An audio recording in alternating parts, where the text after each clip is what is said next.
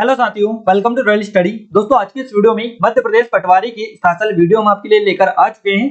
आज का जो वीडियो रहेगा इसमें हम 25 मार्च सेकंड शिफ्ट का एनालिसिस आपके लिए लेकर आए हैं। काफी इंपॉर्टेंट लेवल के वीडियोस है गाइस, ये इनको आप जरूर से देखा करें क्योंकि सीधे सीधे क्वेश्चंस यहां से आपके रिपीट हो रहे हैं।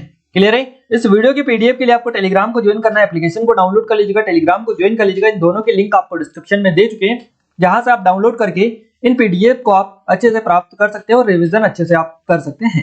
देखिए, हमारी स्पेशल टेस्ट सीरीज है पटवारी की, अगर आपने इनरोल नहीं किया कर लीजिएगा। बेस्ट ऑफर है और काफी अच्छी टेस्ट सीरीज है, आप एक बार डेमो जरूर से चेकआउट कर लीजिएगा। क्लियर है? सारी डिटेल आपको वहीं पर मिल जाएगी। सभी 8 सब्जेक्ट के हम क्वेश्चंस आपको कवर करवाएंगे। क्लियर है? तो पूरे वीडियो के लास्ट तक बने रहेगा, सारी चीजें A to Z आपको पता यहाँ पर चलने वाली है। फाइनली स्टार्ट करते हैं जीके से।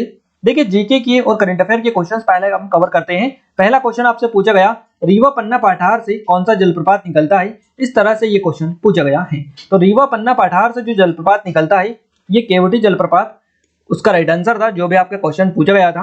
क्लियर है? तो रीवा पठार से नीचे आने पर तमसा, जिसको टोंस नदी बोला जाता है, और उसकी सहायक नदियों पर महत्वपूर्ण झरने यहाँ पर बने हुए हैं। कौन कौन से, वो आगे हम कवर करवाते हैं। देखिए, बिहाड़ नदी पर चचाई जलप्रपात 127 मीटर ऊंचाई है इसकी।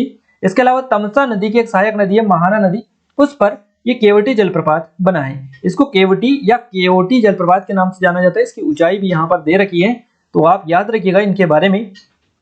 ये आपका राइट आंसर इसमें था। क्लियर है? इसके अलावा तमसा की सहायक नदी है ओड्डा नदी, इस पर ओड्डा जलप्रपात बना है, 145 मीटर इसकी ऊंचाई है। इसके अलावा बेलहा नदी की एक सहायक नदी है, जो स्वयं तामस की एक सहायक नदी है। क्लियर है? तो तमसा या टोंस पर पूर्वा जलप्रपात बना हुआ है। तो ये आपके कुछ जलप्रपात है जो रीवा पन्ना पठार में बने हुए हैं। नेक्स्ट बात करते हैं, केवटी जो जलप्रपात है ये महाना नदी पर बेसिकली बना हुआ है। महाना नदी पर ये बना हुआ है, याद रखिएगा। और ये तमसा या टोंस नदी की एक सहायक नदी है और रीवा पठार से ये नीचे आती है। नेक्स्ट बात करें, यह जो जलप्रपात है रीवा जिले के सिरमौर में स्थित है।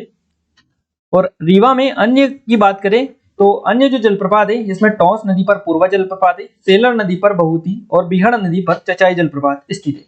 अगला क्वेश्चन हमारा निकल कर आ रहा है, आदित्य जोशी का संबंध किस खेल से या जिले से है? दोनों चीजों में से एक आपकी पूछी थी, हमने दोनों आपको कवर करवा दी। आदित्य जोशी का जो संबंध है ये बैडमिंटन से है, और अगर इनसे जिला पूछा गया तो धार जिले से इनका संबंध है।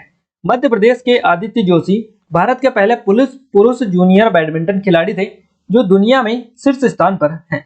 आदित्य जोशी के करियर की शुरुआत 2001 में बैडमिंटन से हुई थी, जब वह सिर्फ 5 साल के थे, और बहुत जल्दी उन्होंने अपने स्थानीय टूर्नामेंट में बहुत कुछ जीत लिया था। आदित्य जोशी एक भारतीय बैडमिंटन खिलाड़ी है और वह पहले पुरुष भारतीय जूनियर बैडमिंटन खिलाड़ी है जो विश्व जूनियर रैंकिंग में पहले स्थान पर है।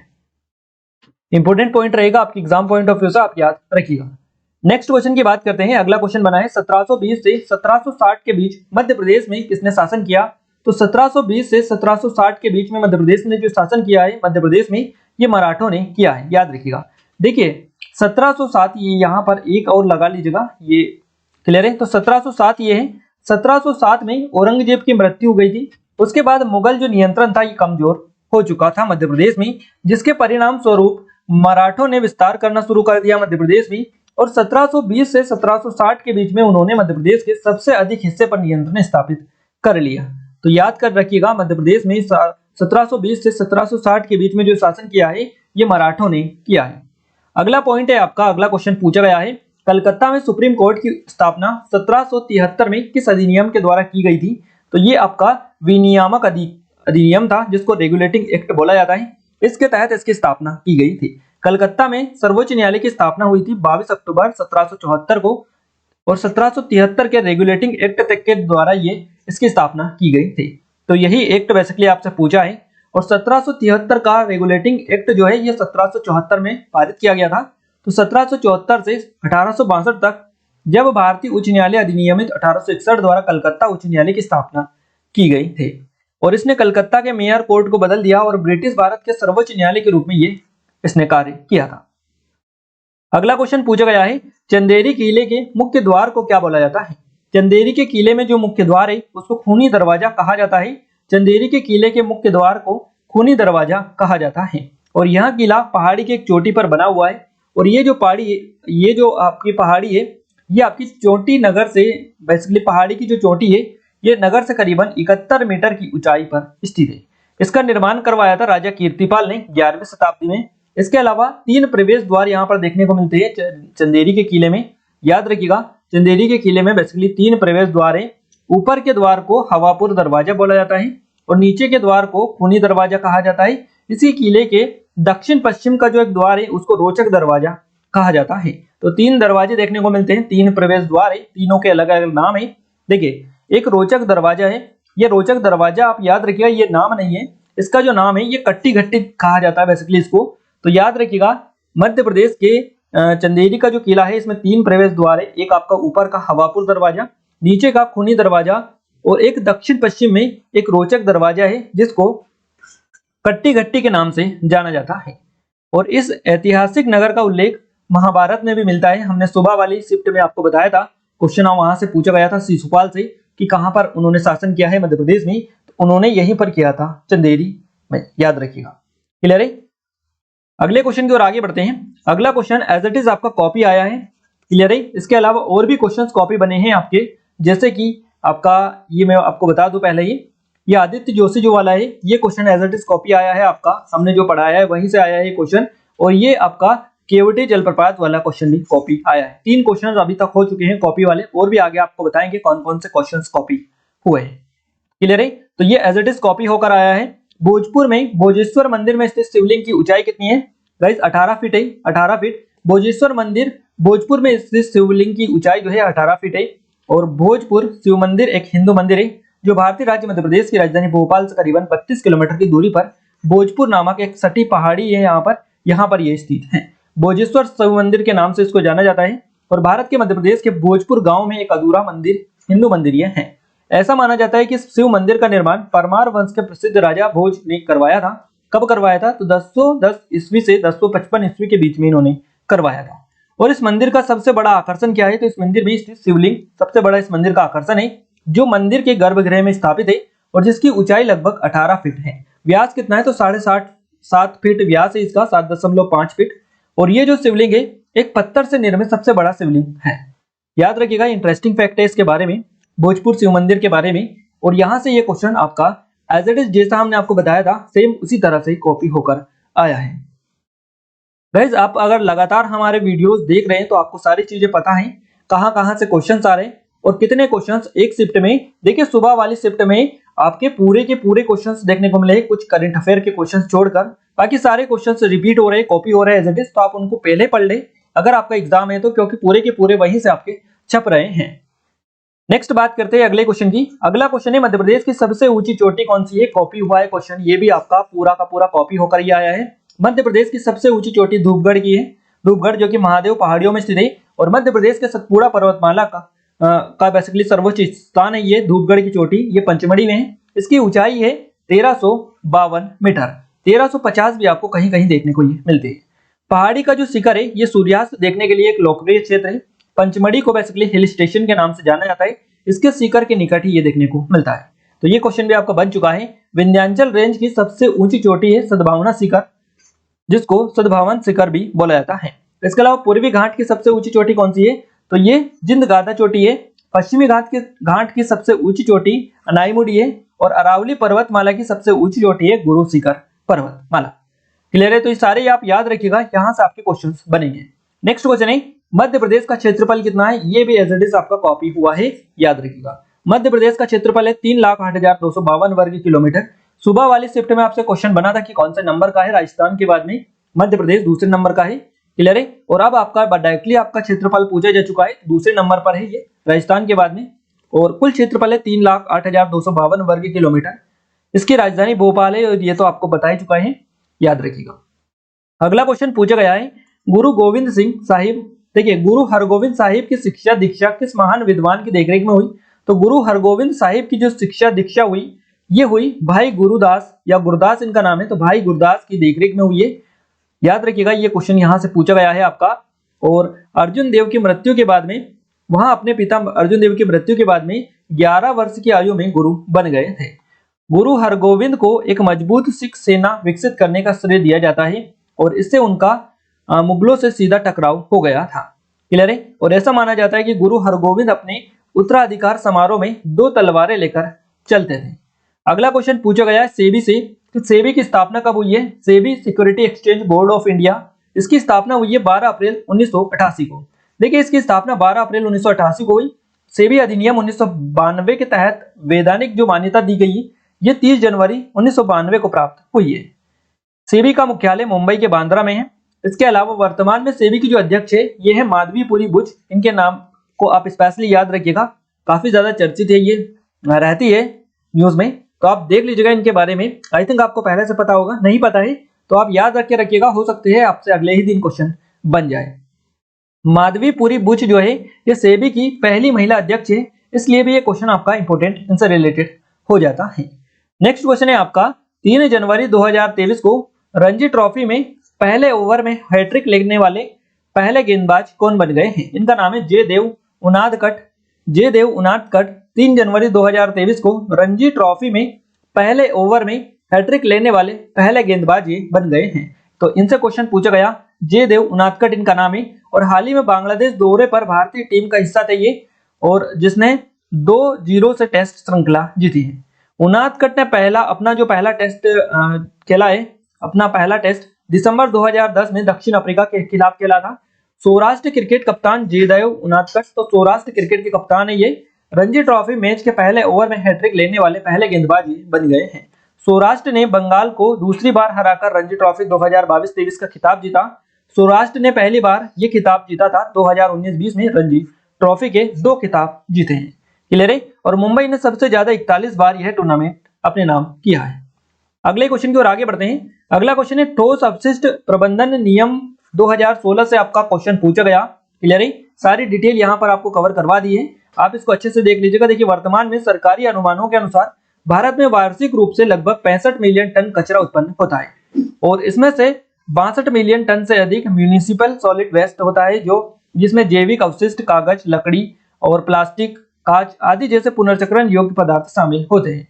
तो ठोस अपशिष्ट प्रबंधन नियम 2016 के तहत सभी स्थानीय निकायों द्वारा 2 वर्षों के भीतर 1 मिलियन या इससे अधिक जनसंख्या वाले अपशिष्ट जो प्रसंस्करण सुविधाओं की स्थापना बेसिकली यहाँ पर की जाएगी इसके अंतर्गत। और वर्ष 2021 तक MSW है ना, MSW द्वारा उत्पन्न कचरे की मात्रा बढ़कर 165 मिलियन टन और 2045 तक 436 मिलियन टन होने का अनुमान है।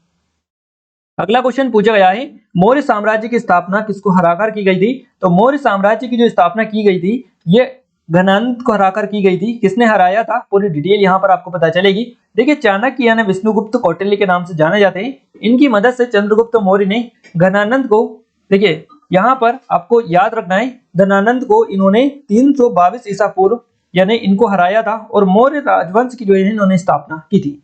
तो याद रखिएगा चाणक्य ने चंद्रगुप्त मौर्य उनकी सेना को मगध का सिंहासन दिलाने के लिए प्रोत्साहित किया। चंद्रगुप्त का उत्तराधिकारी उसका पुत्र बिंदुसार था। क्लियर है। और बिंदुसार ने लगभग जो है 25 से 26 वर्षों तक शासन किया था। अगला क्वेश्चन पूछा गया है पन्ना वन्यजीव अभयारण्य के रूप में कब घोषित किया गया। क्लियर है। ये क्वेश्चन आपसे बना है कि पन्ना वन्यजीव अभयारण्य के रूप में घोषित किया गया है। ये किया गया है 1981 को मध्य प्रदेश में। जो पन्ना जो वन्यजीव अभयारण्य है, पन्ना राष्ट्रीय उद्यान है, ये मध्य प्रदेश के पन्ना और छतरपुर जिले में फैला हुआ है। इस उद्यान का जो क्षेत्रफल है ये 542.67 वर्ग किलोमीटर है। इसे 25 अगस्त 2011 को बायोस्फीयर रिजर्व के रूप में नामित किया गया था। पन्ना राष्ट्रीय उद्यान को 1994-95 में भारत के टाइगर रिजर्व के रूप में भी घोषित किया गया। तो याद रखिएगा इसको राष्ट्रीय उद्यान बनाया गया 1994-95 को। ये पहले 1981 में अभयारण्य के रूप में घोषित किया गया। उसके बाद में 94-95 में इसको राष्ट्रीय उद्यान घोषित किया गया और उसके बाद में इसको बायोस्फीयर रिजर्व बनाया गया 2011 में। पन्ना को 2007 में भारत के पर्यटन मंत्रालय द्वारा भारत के सर्वश्रेष्ठ रखरखाव वाले राष्ट्रीय उद्यान के रूप में उत्कृष्टता का पुरस्कार भी दिया गया था। मध्य प्रदेश में वर्तमान में 12 राष्ट्रीय उद्यान है और मध्य प्रदेश में भारत में सबसे अधिक राष्ट्रीय उद्यान है। क्लियर है। श्योपुर में कूनो पालपुर राष्ट्रीय उद्यान है आपका, जो कि 2018 में इसको राष्ट्रीय उद्यान घोषित किया गया था। अगला क्वेश्चन पूछा गया है मुगल से आपका एक क्वेश्चन पूछा गया है, याद रखिएगा। नेक्स्ट बात करें अगले क्वेश्चन की, तो अगला क्वेश्चन है महेश्वर को होलकर की राजधानी किसने बनाया था। तो महेश्वर को होलकर की राजधानी बनाया था देवी अहिल्याबाई होलकर ने। याद रखिएगा महेश्वर खरगोन शहर खरगोन जिले में आपको देखने को मिलता है। देवी अहिल्याबाई होलकर ने 1767 में राज्य की नई राजधानी महेश्वर स्थापित इन्होंने की थी और प्रारंभिक आधुनिक भारत में अहिल्याबाई होलकर मराठा साम्राज्य की एक वंशानुगत कुलीन रानी थी। उन्होंने महेश्वर को होलकर राजवंश की राजधानी बनाया था और अहिल्याबाई ने अपने पति खांडेराव होलकर और ससुर मल्हार राव होलकर के निधन के बाद में होलकर वंश को संभाला था। इसके अलावा और भी क्वेश्चंस आपके बने हैं जीके में, जैसे कि अधिनियम से कुछ एक्ट से क्वेश्चन पूछे गए हैं। इंदौर के किले से इस तरह से कुछ क्वेश्चन आपका पूछा गया है, एग्जैक्ट समझ में नहीं आया था। इसके अलावा अवार्ड से भी आपका क्वेश्चन पूछा गया है। और भी क्वेश्चंस आपसे बने हैं जो कि हमें नहीं मिल पाए हैं। क्लियर है? तो अगर आपको पता है तो आप कमेंट में कमेंट करके बता दीजिएगा ताकि हमें पता चल पाए। और आप डायरेक्टली हम आपको नंबर दे चुके हैं और ऊपर जाकर देख लीजिएगा वीडियो के स्टार्टिंग में, तो आपको मिल जाएंगे। वहां पर उन नंबर पर भी डायरेक्टली आप हमें व्हाट्सएप पर भी सेंड कर सकते हैं। गाइस, हमारी ये पटवारी की स्पेशल टेस्ट सीरीज है। जेल प्रहरी, फॉरेस्ट गार्ड या सब इंस्पेक्टर सभी की हमारी टेस्ट सीरीज है। इन पर जरूर से आप चेकआउट करिएगा, डेमो डला है। कोई डाउट है, कुछ क्वेरीज हो तो आप हमें नंबर पर कांटेक्ट कर सकते हैं। आप हमें नंबर पर अपने क्वेश्चंस भी सेंड कर सकते हैं। क्लियर है? तो आप जरूर से करें, एप्लीकेशन को डाउनलोड कर लीजिएगा, सारी डिटेल आपको वहीं पर मिल जाएगी। साइंस की बात करें, साइंस का पहला क्वेश्चन है पीला पड़ना या पीला जो चेहरा वगैरह जो पीले हो जाते हैं, चेहरा, आंखें, तो ये किस बीमारी का लक्षण होता है? तो पीलिया यानी जाइंटिस का होता है। नेक्स्ट बात करें, त्वचा रोग के उपचार के लिए किस रेडियो एक्टिव समस्थानिक का उपयोग किया जाता है? तो ये होता है आपका कोबाल्ट। अगला क्वेश्चन है जी की एसआई इकाई क्या होती है? इस तरह से क्वेश्चन पूछा गया। कॉपर सल्फेट के घोल में जिंक डालने पर क्या होता है? तो कॉपर सल्फेट जो होता है ये रंगहीन बन जाता है। प्रकाश संश्लेषण की क्रिया पूछा था आपसे। क्लियर है? प्रकाश संश्लेषण की जो प्रोसेस होती है, प्रक्रिया होती है, ये इसके बारे में। तो इस क्रिया में पौधे सूर्य से प्रकाशीय ऊर्जा को रासायनिक ऊर्जा में परिवर्तित कर देते हैं और CO2 पानी जैसे साधारण पदार्थों से जटिल कार्बनिक यौगिक कार्बोहाइड्रेट बन जाते हैं। अगला क्वेश्चन है सूर्य की रोशनी ग्रहण करने से हमारे शरीर में कौन सा विटामिन प्राप्त, यानी हमें कौन सा विटामिन मिलता है सूर्य की रोशनी ग्रहण करने से? तो विटामिन डी आपका करेक्ट आंसर रहेगा। सबसे अच्छा कोयला कौन सा माना जाता है? एंथ्रासाइट माना जाता है। कीचड़ में क्या क्या सम्मिलित होता है? तो मिट्टी, केचुए, चींटी, कनखजूरा, काफी सारे जीव जानवर है ये इसमें बेसिकली पाए जाते हैं। तो आप देख लीजिएगा क्या क्या इनमें से आपको ऑप्शंस मिले थे। ठोस अपशिष्ट में क्या क्या होता है? तो ठोस जो अपशिष्ट होते हैं इसमें घरेलू कचरा होता है, निर्माण विध्वंसक मलबा होता है, इसके अलावा स्वच्छता अवशेष होता है और सड़कों से निकलने वाला कचरा भी बेसिकली इसमें होता है। इसके अलावा धातु अधातु से आपके क्वेश्चन पूछे गए। बेल्जियन ऑक्साइड का सूत्र आपसे पूछा था। झाग पद्धति क्या होती है? इस तरह से क्वेश्चन पूछा है। जूल किसकी एसआई यूनिट होती है? तो ये ऊर्जा या कार्य की होती है। अब बात करें हम कंप्यूटर में HTML के कितने भाग होते हैं? ये क्वेश्चन पूछा है फर्स्ट शिफ्ट में। इसका फुल फॉर्म पूछा था आपसे। तो इसके दो भाग होते हैं, पहला होता है ओपनिंग पार्ट और दूसरा होता है क्लोजिंग पार्ट। नेक्स्ट बात करें, कंप्यूटर की प्रोसेस के लिए निम्न में से क्या नहीं होगा? इस तरह से क्वेश्चन दिया था आपको। टाइटल बार, टूल बार किसमें आता है? इस तरह से भी आपको क्वेश्चन मिला था। इसके अलावा कीबोर्ड से आपके क्वेश्चन बने थे, MS एक्सेल से क्वेश्चन बने हैं, इंटरनेट से क्वेश्चन बने, सॉफ्टवेयर से, MS वर्ड से क्वेश्चन पूछे गए, मेमोरी से भी आपके क्वेश्चन देखने को मिले हैं। बात करें हिंदी में, तो हिंदी रस, देखिए हिंदी में पहला क्वेश्चन बना है किस रस को रसराज कहा जाता है? तो ये श्रृंगार रस को कहा जाता है। सूरदास जी जो है कि कौन से रस के सम्राट माने जाते हैं? तो ये वात्सल्य रस के सम्राट माने जाते हैं। इसी तरह के क्वेश्चंस पूछे जाए, क्रम से जमाना वाले जो क्वेश्चन है ये भी आपको मिले हैं। नेक्स्ट बात करें, योग रूढ़ से क्वेश्चंस बने हैं आपके, शुद्ध अशुद्ध वाले क्वेश्चंस भी पूछे गए हैं। चौपाई में कितनी मात्राएं होती है? ये क्वेश्चन बने हैं। प्रत्येक चरण में 16 मात्राएं होती है। अलंकार से आपके क्वेश्चन बने हैं, विलोम शब्द से क्वेश्चन पूछे गए हैं, पर्यायवाची शब्द से क्वेश्चन बने हैं, छंद से क्वेश्चन बने हैं, मुहावरे पूछे गए थे, मिश्रित वाक्य पूछे गए, कारक पूछे गए और लोकोक्तियों से भी क्वेश्चन आपके पूछे गए हैं। बात करें मैनेजमेंट की, तो मैनेजमेंट में गाइस एकीकृत प्रबंध के कितने प्रकार होते हैं? ये क्वेश्चन बना है इस तरह से। बैंकिंग से क्वेश्चन आपके बने हैं मैनेजमेंट में, और व्यापार को कैसे मैनेज किया जाता है इस तरह से भी आपके क्वेश्चंस पूछे गए हैं। क्लियर है? बात करें इंग्लिश की, तो देखिए इंग्लिश में आइडियम फ्रेजेस से 5 क्वेश्चंस पूछे गए हैं, एंटोनिम सिनोनियम से भी आपके क्वेश्चंस बने, नरेशन से क्वेश्चंस पूछे गए हैं आपके। तो कुछ ये टॉपिक है, इसके अलावा और भी जो टॉपिक है डायरेक्ट इनडायरेक्ट वाले, इसके अलावा जो डेली बेसिस पे क्वेश्चंस बन रहे थे वहां से भी आपके क्वेश्चंस पूछे गए हैं। क्लियर है? मैथ्स की बात करें, परसेंटेज से, लाभ हानि से, औसत से क्वेश्चंस बने, DI से, अनुपात समानुपात से क्वेश्चंस पूछे गए, घनमूल से क्वेश्चन बने हैं, समय कार्य दूरी से क्वेश्चंस पूछे गए हैं, आयु से क्वेश्चन बने हैं, सिंप्लीफिकेशन यानी सरलीकरण से भी क्वेश्चंस पूछे गए हैं। रीजनिंग में बात करें, दिशा दूरी से, सीरीज से, कोडिंग डिकोडिंग, सीटिंग अरेंजमेंट से क्वेश्चंस बने, प्रायिकता से बने, पांचे से बने, नंबर सिस्टम से बने हैं, ग्राफ से आपके क्वेश्चंस पूछे गए, पेपर फोल्डिंग से क्वेश्चन बने हैं, अगली आकृति कौन सी होगी इस तरह से क्वेश्चंस बने, अल्फाबेट सीरीज से भी क्वेश्चंस पूछे गए हैं। तो इन सभी टॉपिक से अलावा भी और भी टॉपिक जो रेगुलर बेसिस पे जहां से क्वेश्चंस आपके आ रहे थे वहां से भी आपके क्वेश्चंस आ रहे हैं, तो उन टॉपिक को भी आप अच्छे से कवर करते रहिए। आई थिंक यहाँ पर आपको पूरा एनालिसिस मिल चुका है कि कहां कहां से आपके क्वेश्चंस आए। इस वीडियो को शेयर करें अपने दोस्तों के साथ ताकि हमें सपोर्ट मिले, मोटिवेशन मिले, आपके लिए और अच्छे से अच्छे वीडियोस लाने की पूरी कोशिश करते रहें। इस वीडियो को लाइक करने के साथ चैनल को सब्सक्राइब नहीं किया कर लीजिएगा, बेल आइकन को आप दबा दीजिए जिससे जो भी नया वीडियो है इस चैनल पर उसका नोटिफिकेशन भी आपको मिलता रहे। गाइस यहाँ पर आपको बता दें ये कुछ ऑनलाइन कोर्सेज हैं, इनके लिंक आपको डिस्क्रिप्शन में मिल जाएगी। आप एप्लीकेशन को डाउनलोड करके इनकी सारी की डिटेल प्राप्त कर सकते हैं। इस वीडियो के पीडीएफ के लिए टेलीग्राम को ज्वाइन कर लीजिएगा, एप्लीकेशन को डाउनलोड कर लीजिएगा जिसके लिंक हम आपको डिस्क्रिप्शन में दे चुके हैं। ये प्रोसेस फॉलो करते ही, ये 3 स्टेप है, ये फॉलो करते ही आपको पीडीएफ मिल जाएगी जो कि डिस्क्रिप्शन में आप लिंक है वहां से आप क्लिक करके एप्लीकेशन को डाउनलोड करके फॉलो कर सकते हैं। क्लियर है? तो मिलते हैं हमारे नेक्स्ट स्टडी वीडियो में, तब तक के लिए जय हिंद, वंदे मातरम।